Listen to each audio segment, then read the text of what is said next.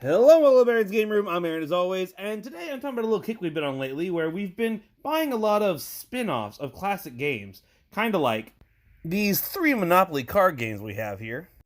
But the one I want to talk about today is the one that started us on this little kick, which was the Clue card game.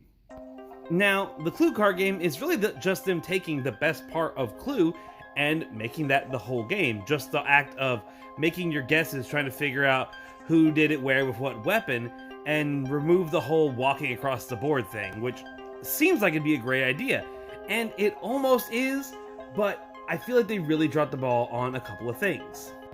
Now, my first issue is definitely the player count, at only exactly 3 to 4 players. Now, I understand why you can't play 2 players, because then it just sort of turns into a weird game of Go Fish. But the only thing that really limits it from being more than 4 players is, well, this.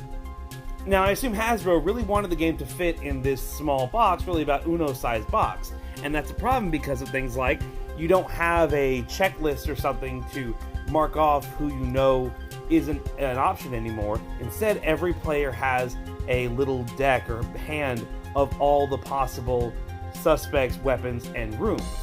So you have 4 of these 15 card deck/hands for every player, where basically throughout the game, every time you get shown a new piece of evidence where you know it wasn't Professor Plum, you just take that card out of your hand and maybe put it face down on the table or something like that. And that's a completely functional way to keep track of this, but it does just add a big bulk of something to the box.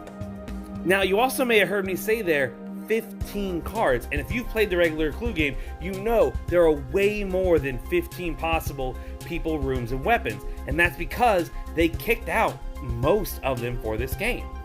You still get all 6 standard suspects, but you only get 4 weapons and 5 rooms, and actually 1 weapon and 2 of the rooms are only supposed to be used in the advanced play. And that's the real limitation of the player count, because if it were just those decks, you could buy another copy of it and have more decks for every other player. But the fact that there's so few evidence cards to be distributed around the table really makes it where you can't play with more than 3 or 4 players. This honestly seems to me like something that Hasbro definitely should just re-release nowadays in a bigger box, since those are more common these days. Because I absolutely think you should include everything from the standard core game of Clue as the base version of this game, and then if you want extra cards for a harder game, maybe include the cards from Master Clue. I do want to reiterate before I go that it's not necessarily a bad game. I do enjoy it, I just think I could enjoy it a whole lot more with more options. The Clue card game, while it might be a fine little game for families, overall, the Baron does not approve.